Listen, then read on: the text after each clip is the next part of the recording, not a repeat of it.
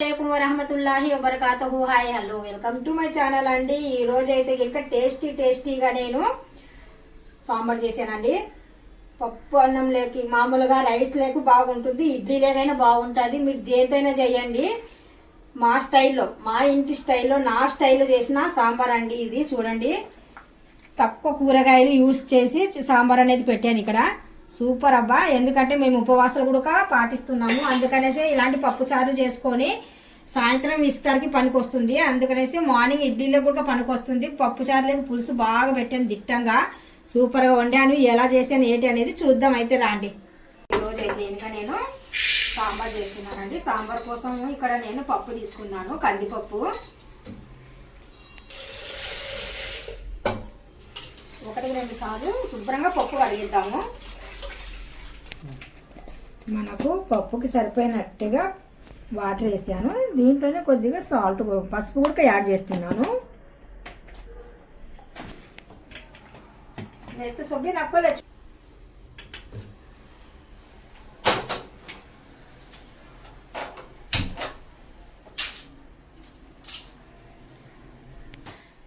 Stove మీద పెట్టేశానండి.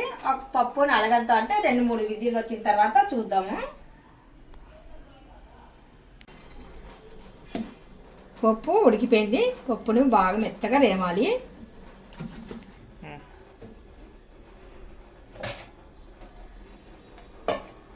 ఇప్పుడు ఇక్కడ నేను ఒక పెద్ద గిన్నె తీసుకున్నానండి. సాంబార్ కంటే ఇలాంటి ఎలడుపుకున్న గిన్నె అయితే బాగుంటుంది. అందుకనేసి అంటే సరిపోదు మొత్తానికి, మన కుక్కర్ అనేది సరిపోదు. అందుకు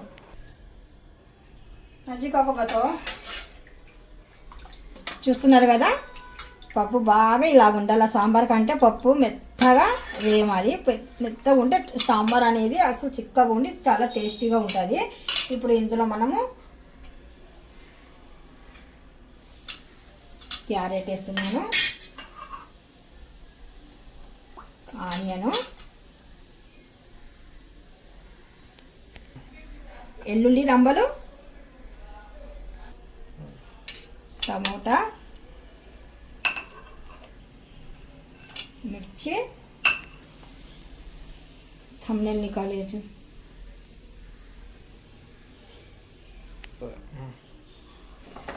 చివర్లో మనము కాడలు, మునక్కాడలు మొన్న మా ఆయన పెందుర్తికి వెళ్ళారండి. పెందుర్తికి వెళ్తే కనుక మా అన్న వదిన ఉన్నారు పెందుర్తిలో.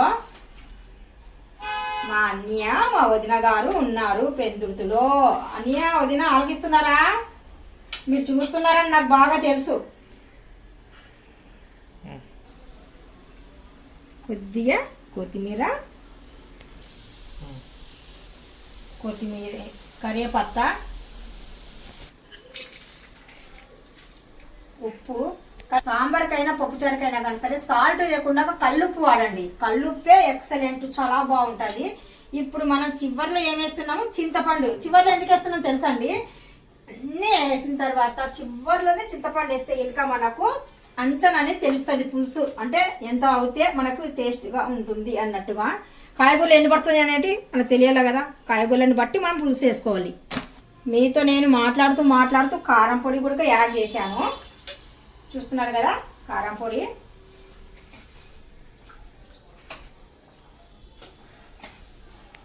సాంబార్ ఈరోజు మా ఇంట్లో సూపర్ అంటే సూపర్, ఎక్సలెంట్. చూడండి మీరే ఎలాగుందో చూడండి, చూసి చెప్పండి, చూడకుండా చెప్పకండి. నచ్చినట్టుగా అయితే లైక్ కూడా కొట్టాలా. చూసి లైక్ చేయండి, షేర్ చేయండి, కామెంట్ చేయండి, సబ్స్క్రైబ్ చేయండి. మా సబ్స్క్రైబర్స్ అంతా ఎక్కడున్నారు? మా రాయలసీమ సబ్స్క్రైబర్స్, హైదరాబాద్ నుండి కూడా బాగా కామెంట్స్ వచ్చేటివి, అనంతపురం నుండి వచ్చేటివి, కడప నుండి వచ్చేటివి. వీళ్ళందరూ ఎక్కడికి వెళ్ళిపోయారు? రేయో रेयो क्या होना बेटा? अब खा ली तो तुम्हें खीमा दादी।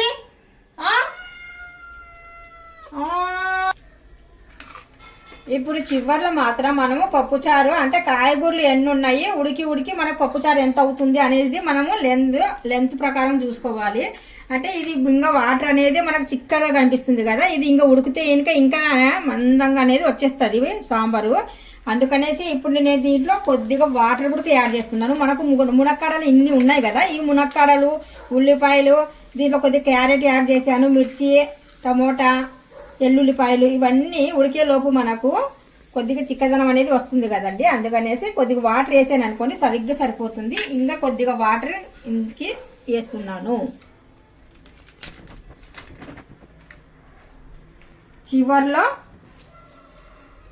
సాంబార్ పొడి పౌడర్ అండి. ఒక్కసారి బాగా కలిపేద్దాము. గిసాలాలు అన్నీ బాగా కాడ పట్టాలి, మునక్కాడ పట్టాలి.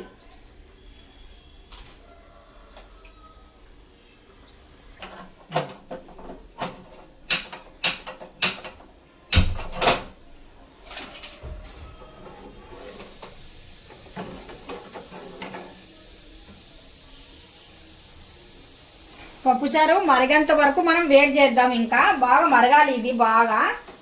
ఆ లోపు కాడగుడుగా బాగా ఉడికిపోయి మెత్తగా అవుతుంది. ఒక 10 నిమిషాల వరకు వేడి చేద్దాం.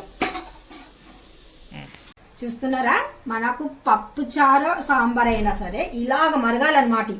ఇలాగ మరిగితే టేస్ట్ అనేది బాగుంటుంది. చాలు, ఇంకా మరిగింది, ఆపేస్తున్నాను నేను. పప్పు తాలింపు పెట్టేద్దాం. ఫోటోకి ఓకు. ఇప్పుడు మనకు పప్పు అనేది బాగా మరిగింది. పప్పు అంటే సాంబారు. ఓకే, ఇప్పుడు ఇక్కడ మనము పప్పు తాలింపు కోసం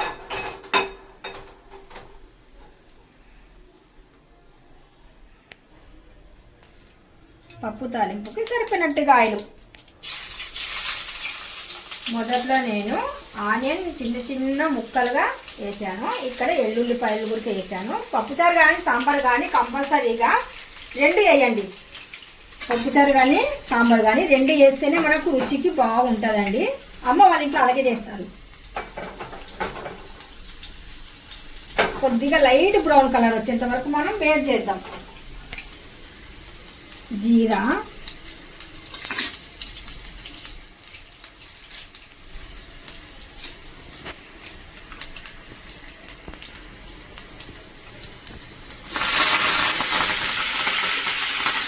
కరేలు,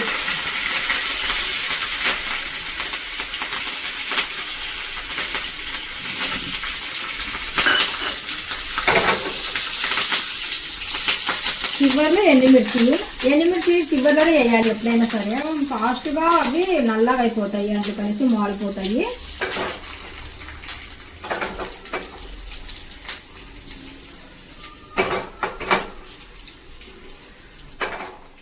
ఇప్పుడు గుమగుమలాడే సాంబార్లోకి మనము తాలింపు అనేది వేసేస్తున్నాము.